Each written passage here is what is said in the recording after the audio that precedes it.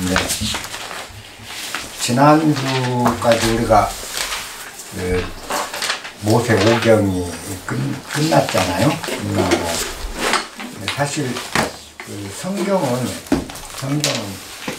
왜 교회 신학적으로 보면 신의 이야기, 하나님의 이야기인데 이게 인문학적이나 또는 그 역사적인 사실로 볼 때 성경 자체는 신의 이야기 플러스 유대인의 역사예요. 지금 그 이스라엘의 역사다. 이게 이 역사를 자기네 이제 그 모세도 말하자면 자기 민족의 정통성, 그 다음에 그 정체성을 확립하기 위해서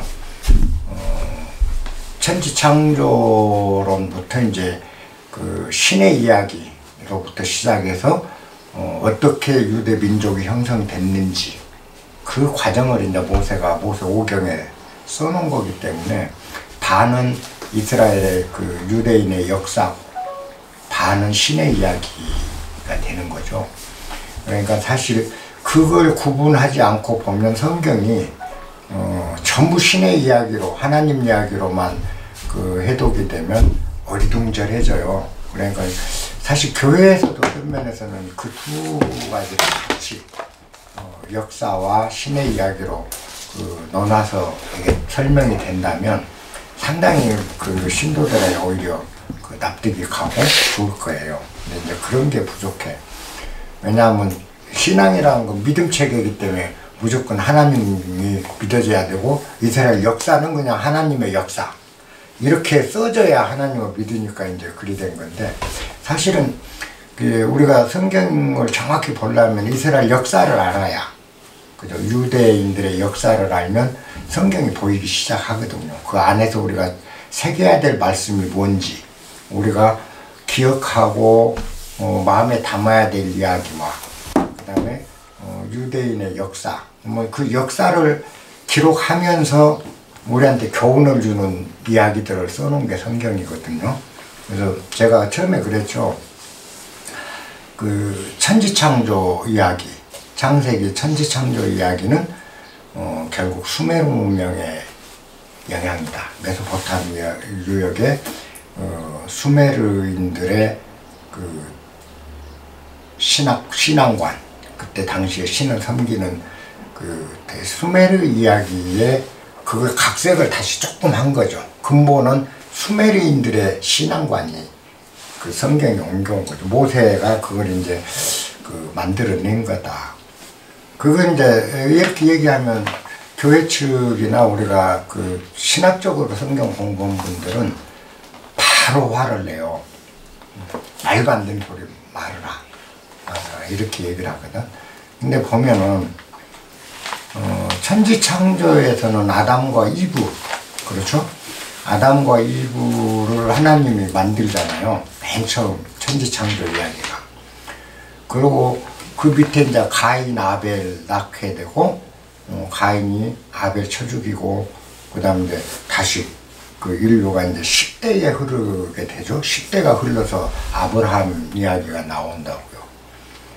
그러면은 하나님이 아담과 이브를 창조한 후에 에덴에서 나와서 그 아브라함 때까지 10대가 흐르고 아브라함에서 다시 그 노아 홍수까지가 10대거든요. 10대야. 20대 만에 이제 노아 홍수가 일어났다. 그럼 아브라함이 아담과 이브의 천지창조에 나온 그 자식이냐, 그 자손이냐라는 문제가 딱 제기돼요.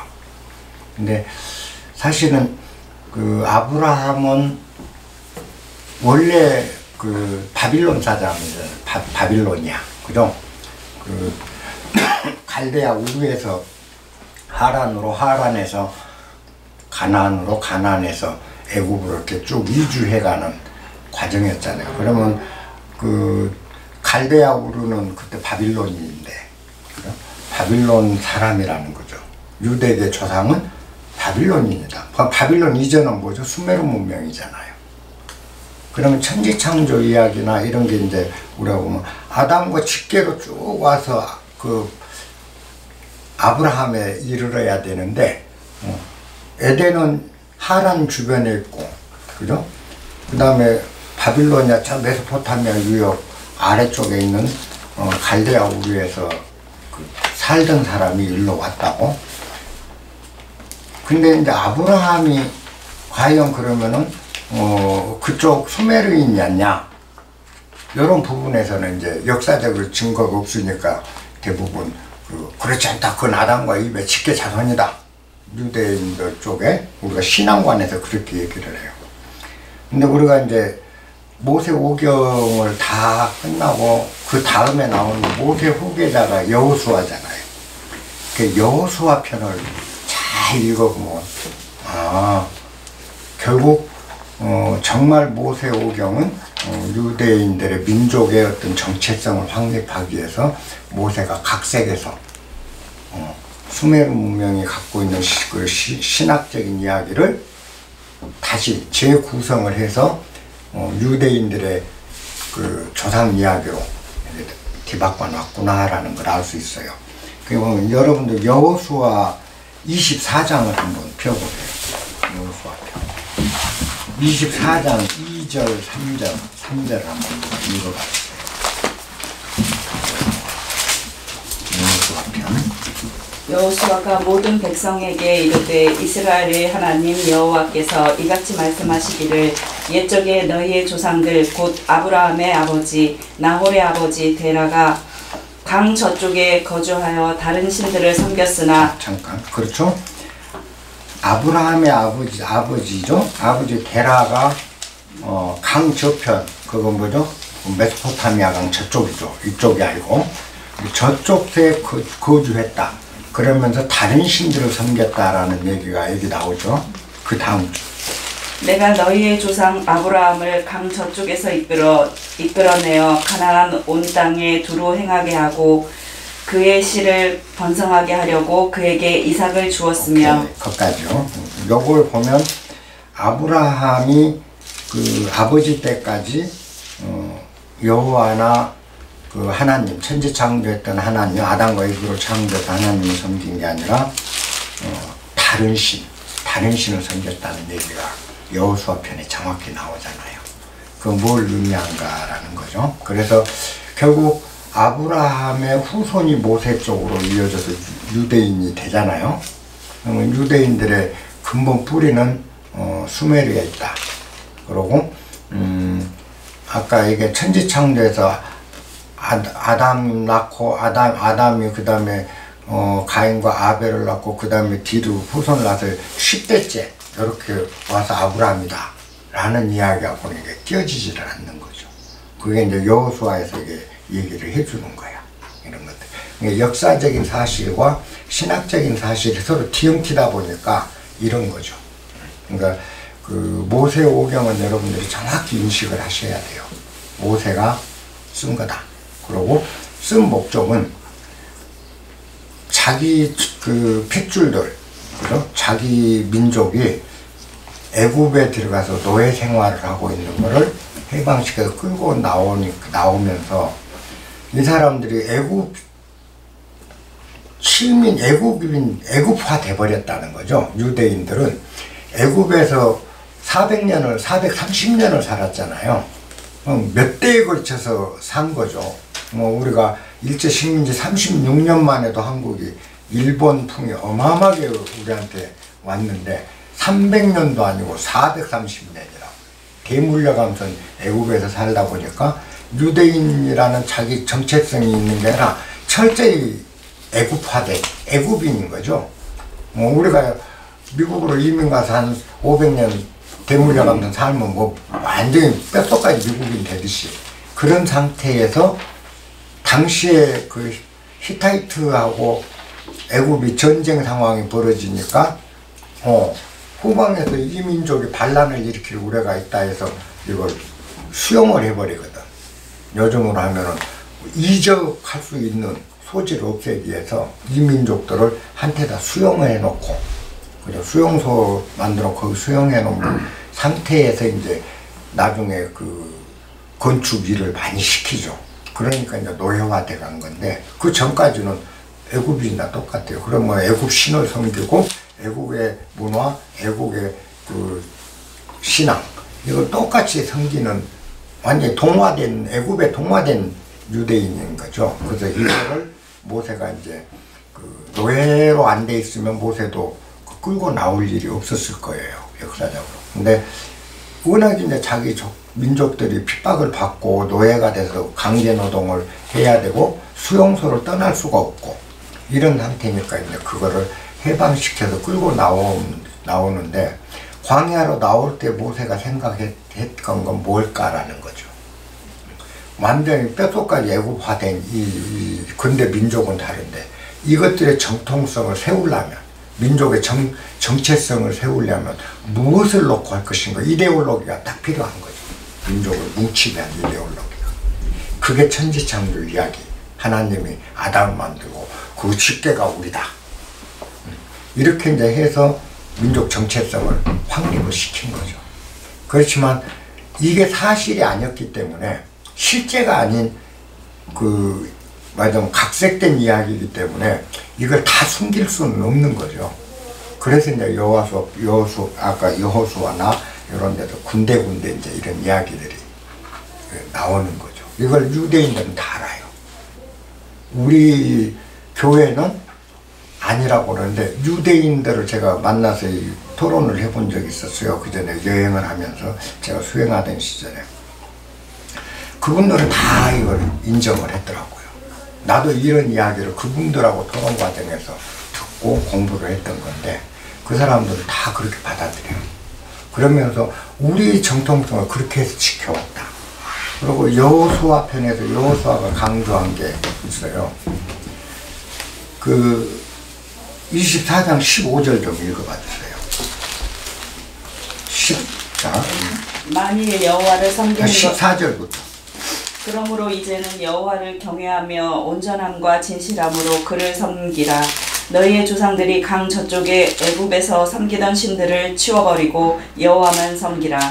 만일 여호와를 섬기는 것이 너희에게 좋지 않게 보이거든 너희 조상들이 강 저쪽에서 섬기던 신들이든지 또는 너희가 거주하는 땅에 있는 아모리 족속의 신들이든지 너희가 섬길 자를 오늘 택하라. 오직 나와 내 집은 여호와를 섬기겠노라 하니. 네, 거기까지거든요. 여기 보면은 애굽에서 너희 조상들이 섬기던 신을 치우라고 나오잖아요. 그 다음에 뭐죠? 이제 지금 광야로 나와서 여호수아는 이미 이제 가나안에 입성을 한 상태예요. 하나님이 약속했던 젖과 꿀이 흐르는 땅이다. 약속의 땅인 가나안에 입성을 한 상태에서 자기 족속들이 뭐라고 그 여호수아가 얘기한가 15절이 만약에 너희가 강 저쪽에 섬기던 신이든지 너희가 지금 거주하고 있는 아모리 사람의 신이든지 너희들이 섬길 자를 오늘 택하라. 누구를 섬길 건지 하나님 여호와를 섬길래 다른 신을 섬기든 너희들이 선택해라.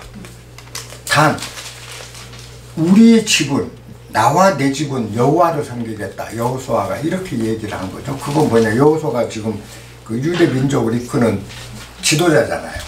그러니까 여호와를 섬기지 않겠다고 다른 신을 섬기겠다고 한 사람은 유대계에서 추방하겠다는 뜻이에요. 유대 민족에서 제외하겠다. 우리 집은 여호와만 섬기겠다. 우리 민족은 이런 뜻이거든. 그렇게 하면서 이렇게 해서 이제 그 유대인들 전체를 정통성을 세워요.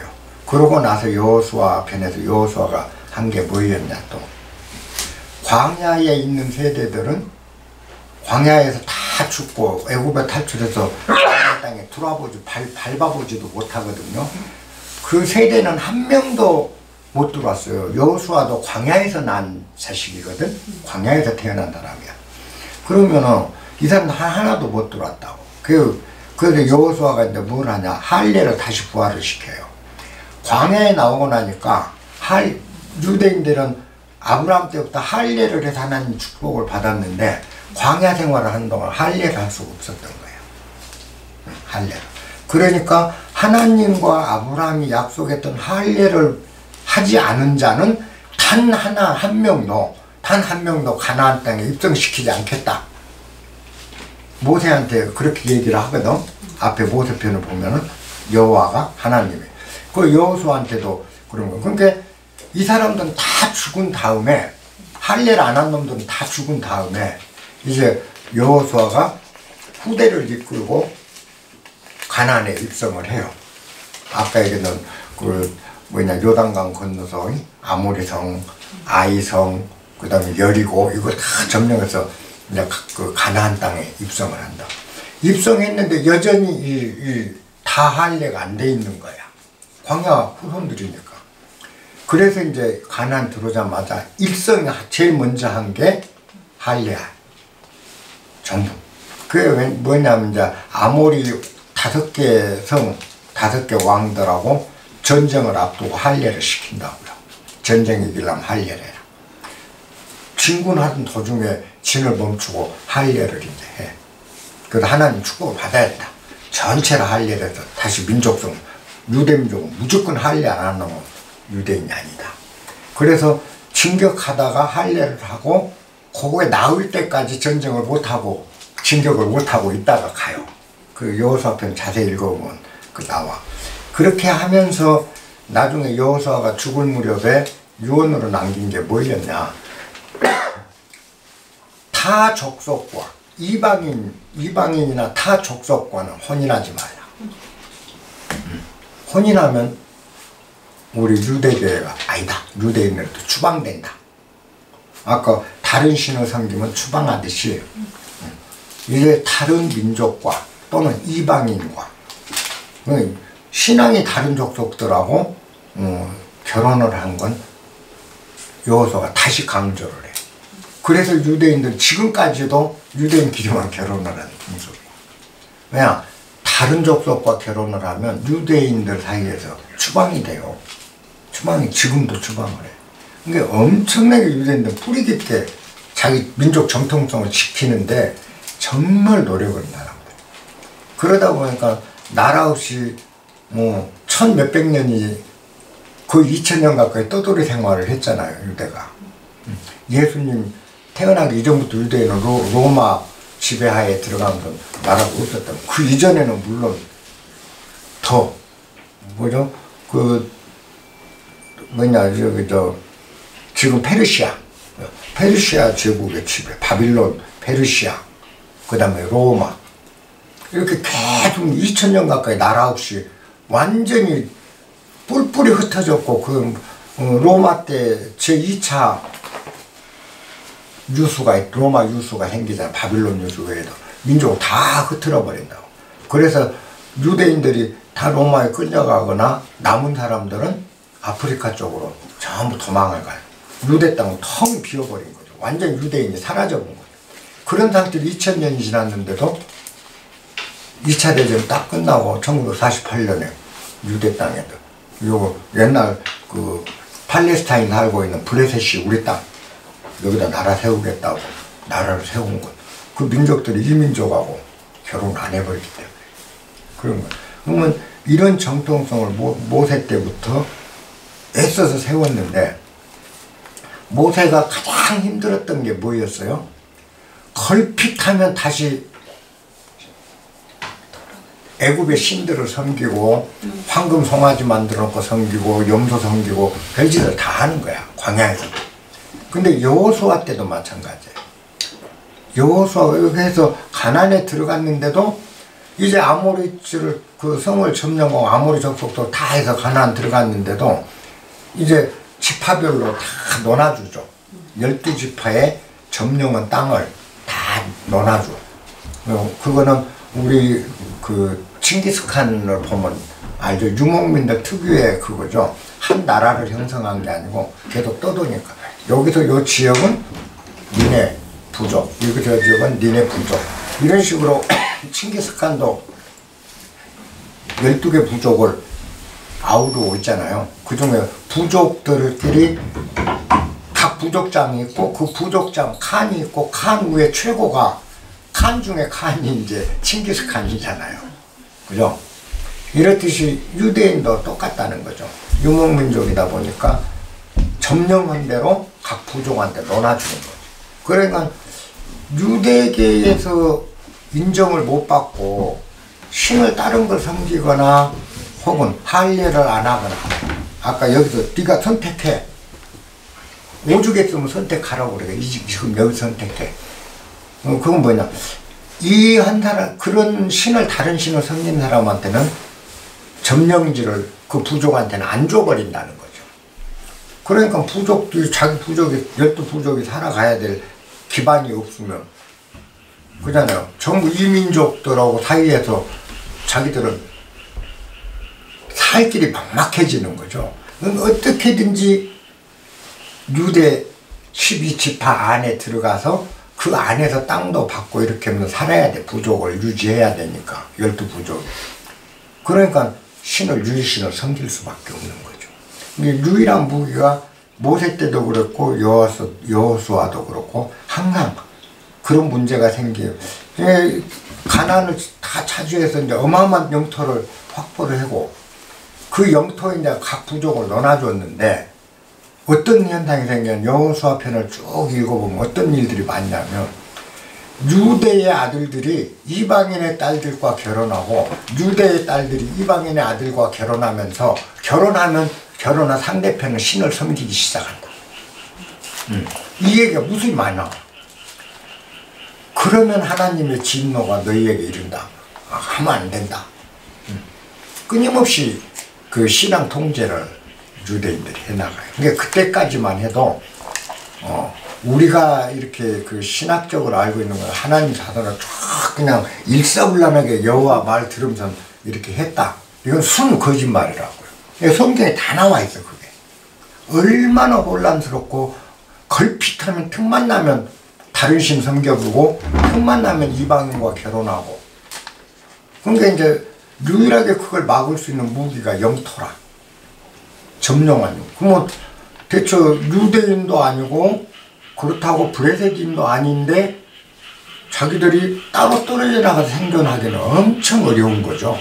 그러니까 그렇게 어긋났다가도 협박을 하면 다시 들어오는 거예요. 유대인은 포함되고 다시 들어오고. 그럼 이제 그렇게 결혼한 사람들은 어떻게 처벌을 하냐. 그죠? 이방인과 결혼하거나 다른 신을 섬기거나 돌로 쳐 죽이거나 불로 태워 주겠죠. 추방은 안 할 경우. 그러면 그 사람 죽고 나면 그 후손들은 경각심을 가지고 후손은 또 용서가 되는 거야. 신을 믿은 그 본인 처벌하고. 이런 식으로 통제를 강화해 나가는 게 그 여호수아 편에 무지 많은 이야기들이 나와요. 네, 얼마나 그 민족을 이끌어간 지도자가 고민하고 고심하고 힘들어하는지가 여실히 보인다. 그렇기 때문에 우리가 그 신앙적으로 생각하는 그 성경관과 인문학적 성경관은 전혀 다른 각도에서 분석이 되기 시작한다. 참 그래요. 그렇게 보면 이제 결국 그 지난 시간에 이제 이거는 이제 우리가 보면 역사, 그 다음에 하나의 신학적으로 봤을 때는 신의 이야기 이렇게 되는데 우리가 역사가 아닌 순수한 인문학적으로 봤을 때는 창세기에서부터 가나안, 여호수아가 민족하고 가나안 땅에 도달하기까지는 우리들의 이야기다. 여러분들의 이야기고 여기는 중도의 이야기다. 우리 삶의 이야기다. 지난 시간에 그건 구체적으로 제가 설명했으니까 동영상 방송 녹음이 됐을 거예요. 그거를 여러분들이 한번 그걸 다시 반복하기가 좀 그렇거든요. 예, 다만 간단히 얘기하면 우리가 하나님으로부터 태어나서 아담과 이브가 하나님 모습을 닮은 대로 태어나서 하나님과 같이 에덴에 살다가 하나님이 하지 말라는 짓을 해서 에덴에서 추방됐다. 요 이야기는 우리가 부모님이 나를 낳을 때 부모를 닮은 모습으로 낳고 그 다음에 그렇게 태어난 내가 철들 때까지는 나와 부모가 분리가 안 된다는 거예요. 그러니까 나와 부모님이 분리되기 이전 기억은 나한테 없는 거예요. 왜? 내가 부모와 내가 둘이 아니었다는 거죠. 그럼 우리는 기억 없어요. 부모 나와 부모가 동일시되던 기억은 내 기억, 우리 기억에는 없어요. 그 다음에 내가 드디어 부모로부터 내 자아가 형성된 이후부터의 이야기가 나한테 기억으로 남는 거고, 그 이전 기억은 왜 없냐? 내가 없기 때문이죠. 내가 부모고 엄마고 엄마가 나. 엄마가 그냥 나였던 거야. 하나님이 낳은 거예요. 하나님 같이 산 거죠. 그랬다가 우리가 이제 뭐 자아가 형성되면 제일 먼저 하는 짓이 뭐예요? 엄마가 하지 말라고 근데 하잖아요. 하지 말라는 짓을 하게 되기 시작하면서 하나님으로부터 멀어진다. 부모로부터 내가 멀어진다는 이야기. 이렇게 멀어지면서 이제 내가 욕심 하지 말라는 짓을 하기 시작하면서부터 우리가 가인이 아벨을 죽이듯이 내가 이웃, 내 이웃에 있는 내 친구들, 이웃, 부모, 형제 할 것, 내 주변에는 모든 형제 자매들한테 하는 짓거리가 상대를 어떻게든지 누르고, 그죠? 내가 이기려고 상대를 누르는 이른바 인격살인을 한다는 거죠. 우리가 하는 짓이. 가인이 아벨 죽이듯이 항상 우리는 인격살이에요. 그래서 상대가 내 말 안 들으면 묵박지르고 힘으로 안 되면 우리 엄마한테 일릴 거야. 우리 형한테 일릴 거야. 아버지한테 일릴 거야 라고 겁주면서라도 상대를 어떻게든지 상대 영혼을 꺾는 짓을 서슴지 않게 하기 시작한다는 거죠. 그게 우리가 가인과 아벨의 이야기가 우리들의 이야기죠. 그러고 나서는 뭐 하는가 또. 우리가 하나님의 아들들이 사람의 딸들을 탐했다. 그죠? 아담과 이브 후에 가인조 다음에 바로 그래갖고 이제 노아 홍수 벌을 나오잖아요. 그것이 우리 그렇게 윽박지르기만 했나요? 내가 좋아 보이고 내 눈에 들어 보이고 내 마음에 든 걸 갖기 위해서 별짓 다 하잖아요. 하느님의 아들들이 이쁜 사람의 딸들을 탐았다. 내 눈에 든 거. 하나님한테 지 눈에 든 이쁜 여자애들을 다 탐했듯이 나 또한 내 눈에 들고 내 마음에 드는 걸 한없이 탐아. 이렇게 탐하면서 내 영혼은 뭐죠?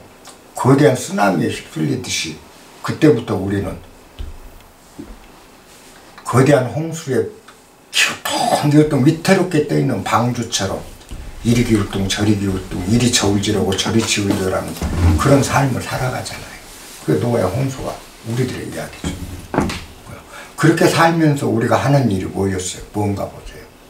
야곱처럼 얄팍한 정말 달콤한 팥죽 한 그릇으로 형의 장자 상속급 뺐죠. 우리 요만한 거 갖고 사람 현혹시키는 짓 많이 하고 사기도 많이 치고 나도 그랬어. 그게 그러죠. 그런가 하면 상대방이 가진 더 큰 걸 뺏기 위해서 늑대의 심정이면서도 양 가지고 다 뒤집어 쓰고 그게 야곱이 양털로 지 아버지 속이면서 재산 딱 상속받는 거. 그게 뭐 우리가 늑대의 심성을 갖고 있으면서도 양 가지고 속 선한 척 하면서 상대 거 뺏어먹는 짓도 우리 많이 했잖아요. 그 이야기. 아까 방주 타고 그 짓을 하고 있는 거. 그 다음에 요셉처럼 남 위에 올라서려고 형들의 집단이 나한테 절을 했어. 모든 별 12개가 나한테 절을 했어. 하면서 내가 남보다 우월하고 남보다 잘난 걸 나타내려고 요셉처럼 우리 행동하잖아요. 그러면서 우리는 점점 어떻게 돼가요? 돈이라는 바로의 노예가 되고, 그죠? 신분이라는, 지위라는 바로의 노예가 되고, 명예라는 바로의 노예가 되고, 돈을 위해서는 내 몸도 보살피지 않을 정도로 노예가 되고, 돈에 끌려다니잖아요. 또 명예에 끌려다니잖아요. 전부 바로의 노예잖아요. 이거 노예 생활을 한 거야 우리. 여기 성경 이야기야. 그러고 나면 노예 생활을 하고 있는데 심지어는 어떤 단계에서 우리가 무슨 노예 생활을 어떻게까지 한가 보다. 지푸라기도 없이 벽돌을 찍는 짓 하잖아요. 그죠? 털도 안 벗고 날로 먹으려고 하는 짓 엄청 하잖아요 우리. 지푸라기도 없이 벽돌 찍는 짓이나 토끼 털도 안 벗고 토끼 고기 먹어보려고 하는 거나 남의 거 보고 털도 안 벗고 남의 거 쟁취하려고 하고 털도 안 벗고 내가 준비도 안 돼 있으면서도 그만한 실력이 없으면서도 자리가 있으면 그 자리 가려고 덤비잖아. 그게 지푸라기도 없이 벽돌 찍는 노예인 거죠. 그런 과정에서 내가 이거 왜 이렇게 사나 문득 회의가 오죠. 잘못 산 거 아닌가, 이렇게까지 살아야 되나, 이런 회의가 뭔가 이건 잘못됐다, 내 삶이 잘못됐다는 자각으로 돌아서죠. 그때부터가 뭐죠? 노예에서 벗어나기, 돈의 노예에서 벗어나기, 명예의 노예에서, 신분의 노예에서 벗어나자는 자각이 일어나는 게 뭐죠? 출애굽이잖아요. 노예에서 해방되기 위해서 일단 광야로 나온 거잖아요. 이 광야는 미지야. 미지의 세계야.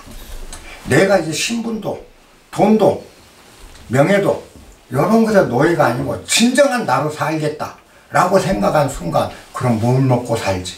막막한 광야잖아. 그죠? 또 이래도 될까? 그렇게 되면 큰일인데.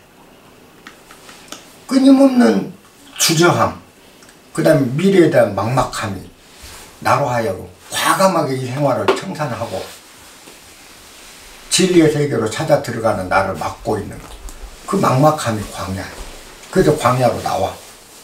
이제 단호하게 물리치고, 좋아, 새삼 찾겠어.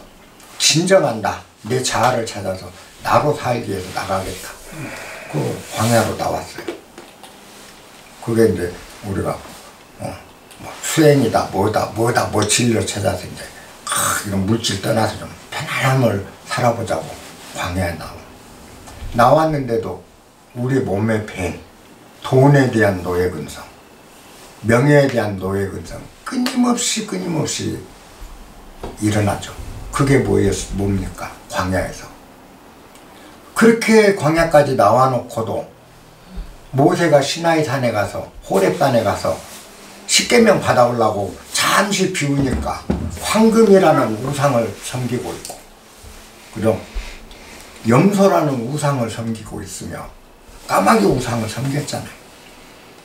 우리가 광야 그리고 벌거벗고 다 청산하고 진실한 삶을 찾겠다고 이제 과거와 결별하고 새로운 나로 태어나겠다고 하면서도 끊임없이 돈의 유혹, 그래도 돈은 중요해, 그래도 명예가 있어야 돼, 그래도 자식이 중요해라고 우리는 끊임없이 돈이라는 우상과 명예라는 우상과 자존심이라는 우상을 끊임없이 자꾸 섬기게 되더라는 거죠. 내 결과야, 나는 거. 그렇게 섬겨. 그렇게 섬기다가 그래도 이건 아니야. 어차피 이제는 결별하고 애굽을 나와서 광야에 나왔기 때문에 되돌아갈 수는 없는 거야. 애굽. 되돌아갈 수 없으니까 이제 그때부터 나와의 싸움. 그죠? 그런 유혹들과 싸운다. 그게 뭐죠? 가나안에 이른다는, 하나님이 약속한 가나안에 이른다는 건 내가 나를 완성시켜서 드디어 평온한 피안의 세계, 저기에 있는 피안의 세계에 드는 게 가나안이 피안의 세계잖아요. 하나님이 약속한 적과 꿀이 따는 행복의 땅. 내 인생을 정말 행복하게 살게 가나안으로 가기 위해서 뭐를 해야 돼요? 광야에서 이제. 여리고성을 무너뜨리고, 그죠? 돈이라는 여리고성을 무너뜨리고, 명예라는 아이성을 무너뜨리고, 그죠? 그 다음에 신분이라는 아모리성을 무너뜨리고, 요단강을 건너서 드디어 가나안에 안착한다. 우리 지금 여러분들이 광야에서 있는 거죠. 나랑 같이 앉아 성경을 이렇게 읽는 거는 정말 참다운 삶이 뭔지를 찾고, 정말 평온하고 고통이 없고 적과 꿀이 흐르는 그런 세계, 그런 세계가 있다고 하니까 그런 세계를 가기 위해서 우리가 이 자리에 모여서 성경을 하고 도자라고 공부를 한다는 거죠. 지금 여러분들 다 출애굽을 이미 한 상태라. 출애굽을 하지 않은 자는 여기 오지도 않았고 올라고도 하지 않았겠죠. 이미 출애굽했다고. 이게 진짜는 아닌 것 같아. 그래서 일단 나왔어. 나왔는데도 늘 우리는 갈등 속에 있는 거죠. 그쵸? 굉장히 정상적이죠. 갈등 속에. 그러면 우리가 하나하나 여리고성도, 아미성도, 아이성도, 그죠? 그래서 블레셋도 점점 해서 가나안에 도착하는 거죠. 자, 성경 창세기에서 모세오경 마지막 신명기까지가 그 이야기잖아요. 지금 가나안으로 가는 이야기입니다. 우리들 이야기, 남의 이야기가 아니고. 그러면 이제 그 후에 나오는 지금 여호수아 이런 거 나오는 거는 사실인즉 우리가 정말 소중한 건 창세기에서 신명기까지의 모세오경인 거죠. 그런데 여호수아 이런 거는 결국은 이스라엘의 역사와 그 안에 있는 이야기들로 우리에게 또 다른 깨우침을 주고 있다. 왜? 이후에 가나안은 그래서 점령을 했잖아요. 우리가 수행을 해서 부처의 경지에 이르렀다 해서 최고의 경지에 이르렀다. 그건 가나안에 도착해요. 그런데도 어때요? 아직도 처부숴야 될 게 많았잖아요. 예루살렘도 아직 저 멀리에 있고, 그래 브레셋도 저 멀리에 있고, 많아. 그런 것들이 우리가 부처의 경제, 가난에 이뤘다고 끝이냐? 제가 그냥 완성이란 건 없다. 완성을 향해 가는 것이 완성이다. 온전함이란 건 온전함을 향해 우리가 열심히 살아가는 것이 온전함이다. 온전함이 존재한 게 아니라는 거죠. 이런 것들이 상징적으로 다 이제 성경이 포괄하고 있는 거예요. 근데 내가 여러분들한테 늘 얘기입니다. 지난 시간에 이건 강조했었는데, 우리가 성경이 신의 이야기라면, 그 사람의 이야기라면, 저 여호와라는 신, 저 양반의 이야기라면 우리가 읽어서 뭐 하느냐는 거죠. 그 사람 얘기 우리가 읽어서 뭐해? 모세 이야기랑 모세 이야기 읽어서 뭐해? 남의 이야기. 이게 우리 이야기이기 때문에 우리가 이게 소중한 거예요. 우리 이야기라는 거죠. 나의 이야기. 그렇기 때문에 내가 구원할 수 있고 내가 나를 구원할 수 있는 근거는 바로 이 속에 있다. 항상 모든 책은 그처럼 결부하면 오롯이 모든 진리가 나온다. 부처도 마찬가지다. 부처가 왕자로 태어나서 뭔가 궁궐 생활을 하다가 결혼하고 살다가 회의를 느껴서 고행수행을 해서 하고 그 다음에 평온의 경지에 이르렀다. 이게 부처님 일대기잖아요.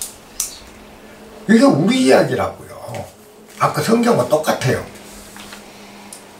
부처가 왕자로 살았다. 부족한 게 없이 살았다. 그죠?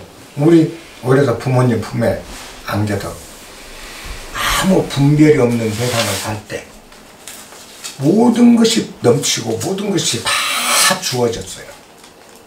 그죠? 그게 부처의 왕자인 거예요. 그 다음에 내가 구도를 해야 되겠다. 뭔가 이 중생이 불쌍하니까 중생을 구해야 되고 구도를 해야 되겠다 라는 건 욕망이에요.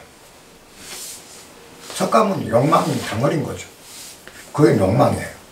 그래서 그 욕망을 우리는 돈이라면 돈이란 석가모니는 저 욕망을 가졌고 나는 돈이라는 욕망을 가졌고 누구는 명예라는 욕망을 갖는다. 이 욕망이 우리 안에 자리한 순간 우리 삶은 고행의 연속이에요. 갈비뼈가 드러날 정도로 고통스러운 생활을 하면서 돈 하고 돈 벌잖아. 그게 부처의 수행이라는 것이 바로 뭔가를 하겠다고 뭔가를 갖겠다고 뭔가를 쥐겠다고 마음먹는 순간 우리는 갈비뼈가 앙상해질 정도의 고행 속에 빠져든다는 얘기가 우리 이야기라고. 그걸 거쳐서 그걸 넘어섰을 때 이제 그요? 부처는 뭐였어? 이걸 해봐도 안 된다.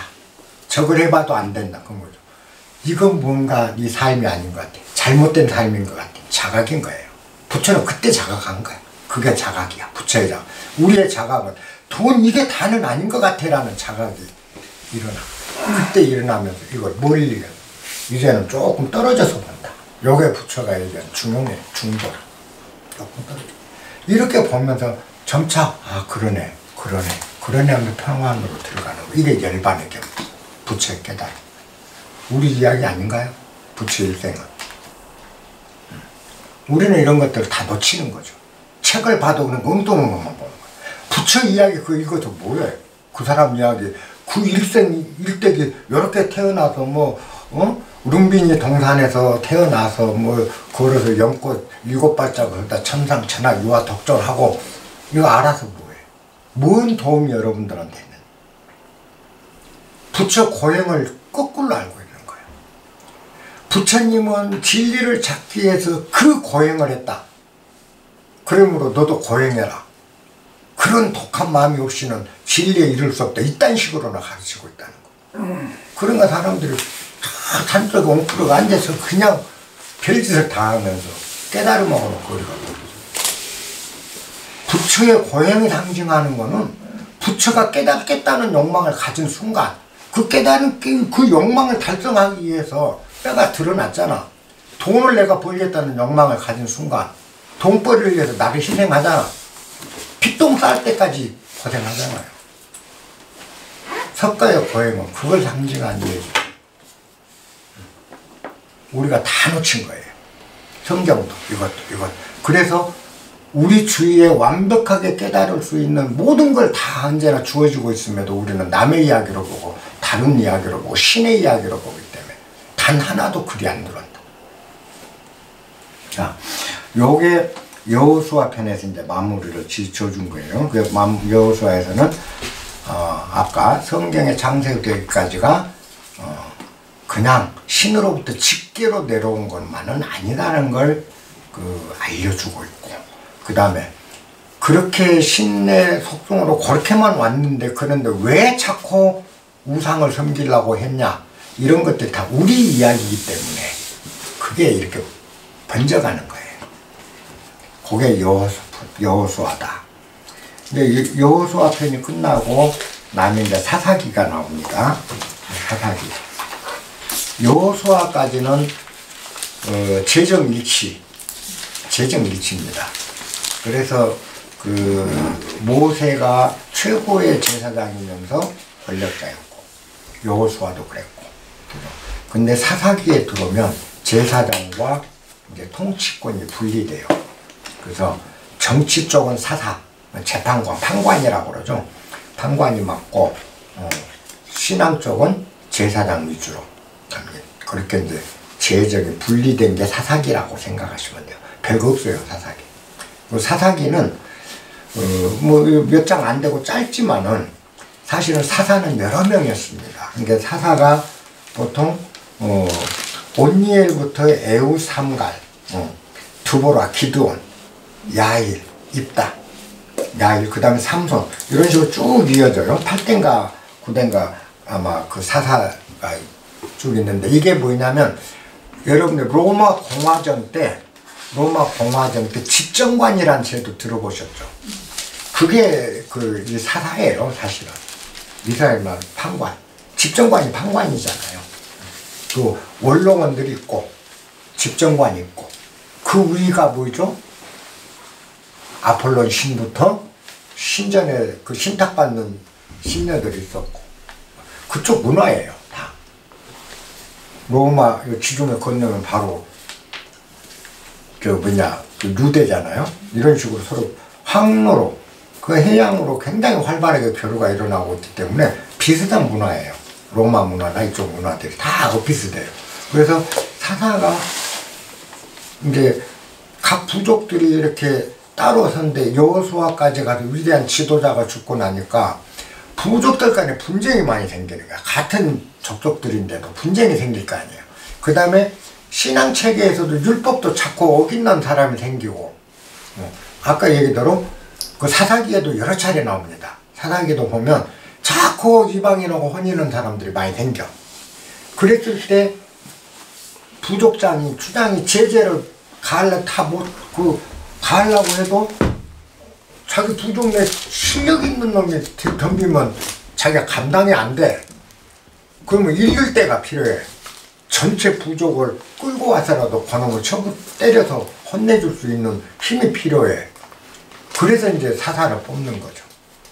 사사. 왕을 뽑으면 세금을 내야 된다. 왕을 뽑으면 왕이 있고 밑에 대신들 다 매겨 살려야 되고, 정치 조직에 어마어마한 세금을 물어. 다른 나라 애굽에서 경험했거든. 세금 많이 무는 거.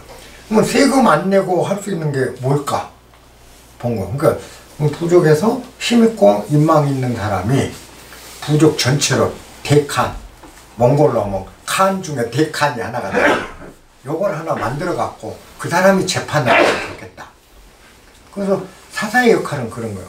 그리고 외부에 적이 쳐들어왔을 때 제사장이 나가서 할 수 없으니까 외부에 적이 쳐들어오면 부족들 연맹체를 다 모여서 군대, 요 부족에도 군대 얼마 보내줘, 얼마 보내줘 모아서 대적하자. 요걸 하는 집정관이라고 보시면 돼요. 그게 사사야. 사사에서는 기드온이라는 사사가 영토를 엄청 넓히고 뛰어난 일을 많이 해요. 이스라엘 역사에서는 삼손보다 기드온이 훨씬 뛰어나게 됩니다. 네, 우리는 삼손은 알아도 기드온은 별로 중시 안 하는데, 그 삼손은 하나님이 태어날 때부터 해서 얘는 머리를 깎지 말라고 그래라. 머리를 안 깎아야 힘이 생긴다. 요런 어떤 기적이 부각되기 때문에 우리 신앙 쪽에서는 삼손을 중시하지만 이스라엘 역사에서는 기드온이 영웅입니다. 기드온이 외적과의 전투도 많이 하고 엄청나게 영토를 넓혀요. 삼손은 끝까지 점령이 안 됐던 블레셋 하고 전쟁 할 때 초기 힘을 썼다가 블레셋에 포로로 잡혀가죠. 포로로 잡혀가야 가서 이제 그 성경에는 머리를 잘라버려 갖고 머리를 잘라버려 갖고 힘을 못 쓸 때 포로로 잡았고 이제 눈을 빼부고 장님을 만들어 놓고 기둥에다 묶어 놓고 놀이객감으로 데리고 놀다가 블레셋 사람들이 국경일 날 삼손을 보고 그 외빈들, 국빈들 다 모였는데 삼손이 재롱 떠는 걸 보려고 너 나와서 힘 좀 써봐. 이렇게 놀림감이 됐을 때 삼손이 하나님한테 나한테 마지막 힘을 줘서 내가 저들과 함께 죽겠나이다 하고 기도하고 기둥 2개를 쫙 밀어갖고 지금 폭삭 넘어뜨렸다. 이거 기적이다. 이런 것 때문에 삼손이 중시하는데 이스라엘 유대 역사에서는 그렇지 않습니다. 기드온이 훨씬 정치 지도자로 뛰어난 판관이었다. 이렇게 돼요. 그럼 이제 삼손의 머리카락. 이것이 주는 교훈은 여러분들이 보면 다른 거 없어요. 때가 될 때까지 기다릴 줄 알아야 된다는 것. 삼손의 머리는 그거예요. 그러니까 때가 될 때까지 고난이 닥쳤을 때 그 고난을 때가 돼야 이길 수 있는 거지 아무 때나 내가 이길 수 있는 건 아니다. 삼손이 머리가 자랄 때까지는 그죠? 눈을 빼고 다 고난 당해야 돼요. 삼손이 눈구멍도 빠져보고 그 혀는 안 뽑았지. 그 머리도 잘라보고 손발 다 묶어놓고는 우리가 고난에 당하게 되면 엄청나게 손발 묶이거든요. 그리고 안 보여, 앞이 안 보여. 그게 눈먼 거거든요. 그랬을 때 우리가 하는 건 머리가 자랄 때까지 기다릴 줄 알아야 된다. 기다려. 요런 것들이 이제 우리가 배우고 담아둬야 될 이야기들이다. 이야기들이다. 요렇게 이제 보시면 됩니다. 그리고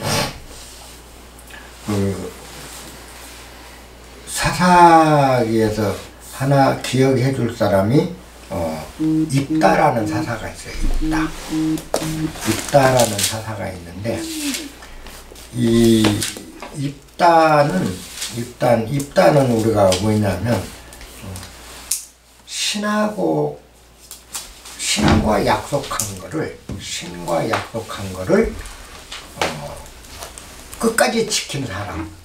그러니까 아브라함이 자기 자식 이삭을 제물로 올린 것처럼 하나님과 약속한 건 끝까지 지킨다.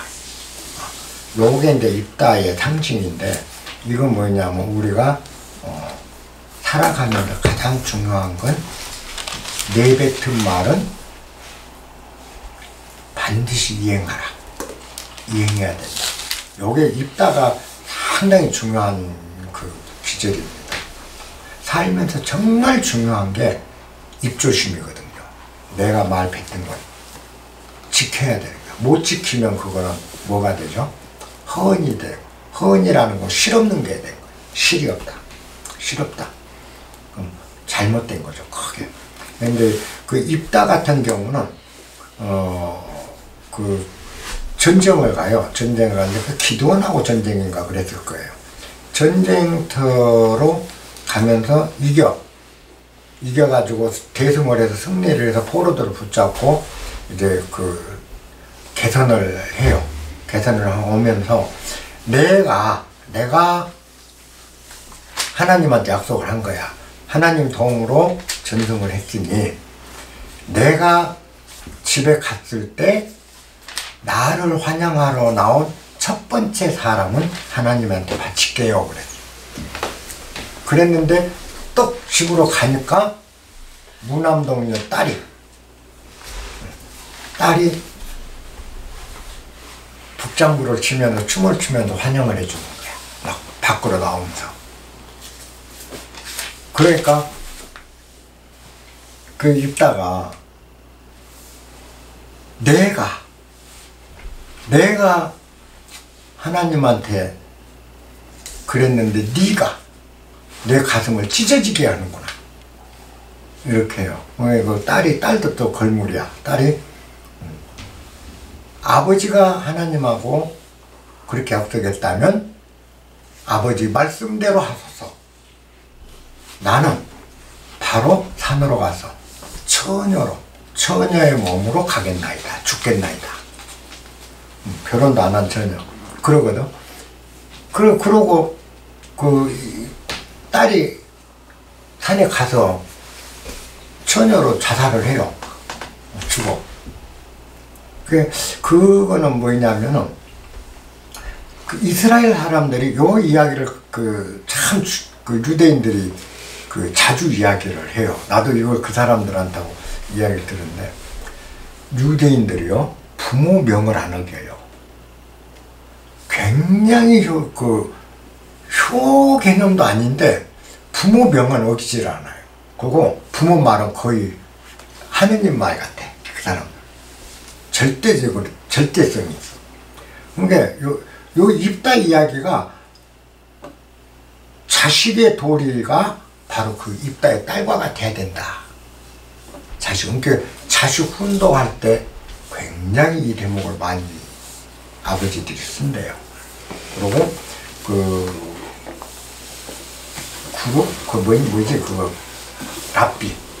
랍비들도 인성교육이나 이런 데서 이제 입다, 사사 입다 이야기와 딸 이런 것들이 부모와 자식, 사람의 언행 이런 것들이 어떻게 해야 되는지 이런 것들이 한다. 여러분들이 사사기에서는 그 기도원하고 그 다음에 입다하고 삼손 요건 한번 그 귀에 닿으신 대로 가볍게 읽어보시면 될 거예요. 요 정도로 가면 이제 그 사사기 끝나는데 사사기 이후 이제 쭉 가서 열왕기까지 요 과정은 비슷비슷해요. 다 역사적인 사실들이고 그 안에서 일어나는 이제 단편적인 이야기들 이런 이야기들은 결국 뭐냐 아까 얘기죠. 우리가 가나안이라는 피안에 이르는 과정에 우리가 헤어나지 못하고 잘 해결이 안 될 때 이런 경우 이런 지혜 저런 경우 저런 지혜 하듯이 군데군데 그런 이야기들이 이제 우리가 참고가 되는 거죠. 그래서 우리가 이렇게 살아가면서 가장 끊기 어려운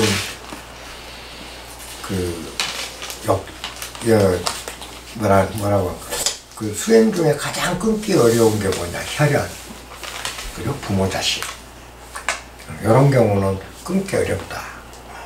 그런 경우가 이제 무엇이냐 정말 벅차거든요. 다윗과 골리앗의 싸움인 거죠. 그런 경우. 그리고 사무엘과 다윗의 또 싸움 이런 것들도 우리가 살아가는 과정에서 또 이렇게 평온으로 이르는 과정에서 막힐 때 얻을 수 있는 지혜들이에요. 단편. 그리고 요것들을 쫙 모아놓은 것이 지혜서, 잠언이라고 그러죠.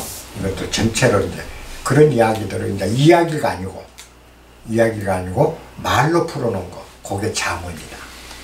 여러분 잠언은 뭐 헛되도다, 모든 것이 헛되도다, 이런 거라든가 하늘 아래 새로운 태양은 없다, 이런 말이라든가 이런 것들이 다 우리한테 지침이거든요.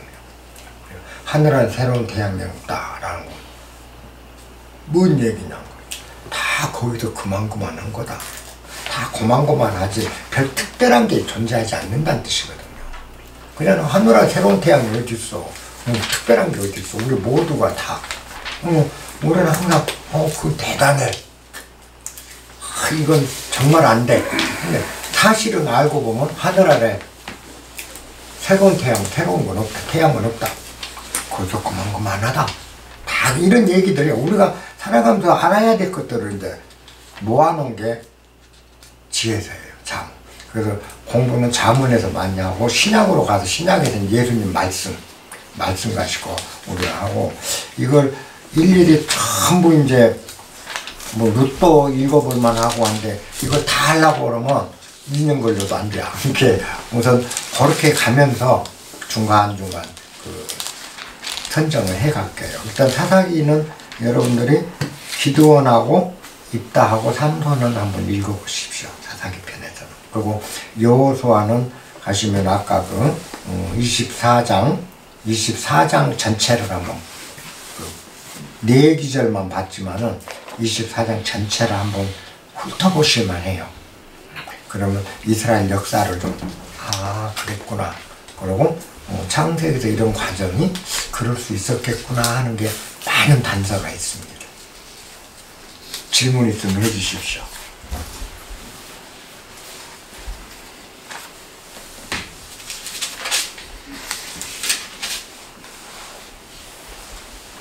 오늘 이렇게 마칠게요.